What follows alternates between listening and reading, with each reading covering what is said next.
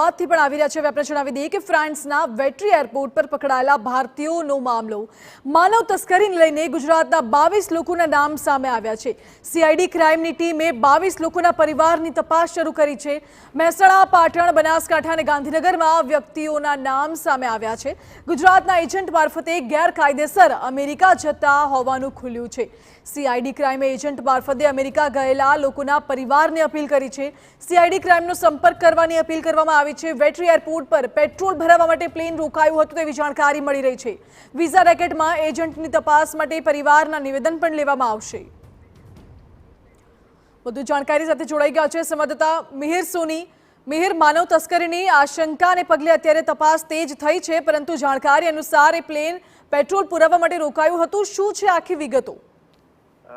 માનસી, જે માનવ તસ્કરીને લઈને જે શંકાને આધારે ફ્રાન્સના વાટ્રી એરપોર્ટ ઉપર જે પેટ્રોલ પુરાવવા માટે પ્લેન રોકાયું હતું અને તે સમયે 303 જેટલા જે મુસાફર હતા, જેમાંથી જે મોટાભાગના મુસાફરો છે તે ગુજરાતી હોવાનું તપાસમાં સામે આવ્યું અને જે બાદ આ આખા રેકેટમાં સીઆઈડી ક્રાઇમ તપાસમાં જોડાઈ અને સીઆઈડી ક્રાઇમની તપાસમાં પણ એક ખુલાસો થયો છે કે આ માનવ તસ્કરીની શંકાને લઈને ગુજરાતના 22 લોકોના નામ સામે આવ્યા છે। સીઆઈડી ક્રાઇમની ટીમે આ 22 લોકોના પરિવારની જે શોધખોળ છે તે શરૂ કરી છે।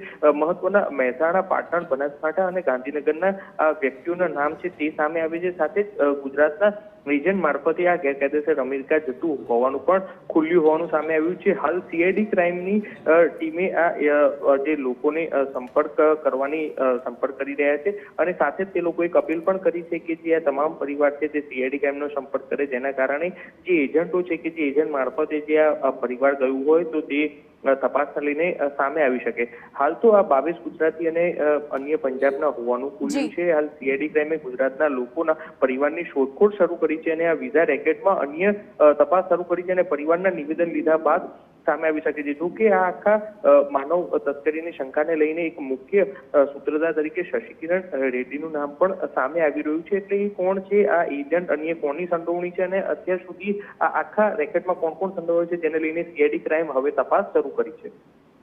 જી મિહિર, બિલકુલ આભાર આપનો। એટલે સીઆઈડી ક્રાઇમે હાલ તો તપાસ શરૂ કરી છે। એજન્ટ મારફતે અમેરિકા ગયેલા લોકોના પણ નિવેદન લેવામાં આવશે, તેમના પરિવાર સાથે પણ સંપર્ક સાધવામાં આવશે। માનવ તસ્કરીના આરોપસર ફ્રાન્સના વેટ્રી એરપોર્ટ પર રોકાયેલ ફ્લાઇટને લઈને સૌથી મોટો ખુલાસો પણ થયો છે।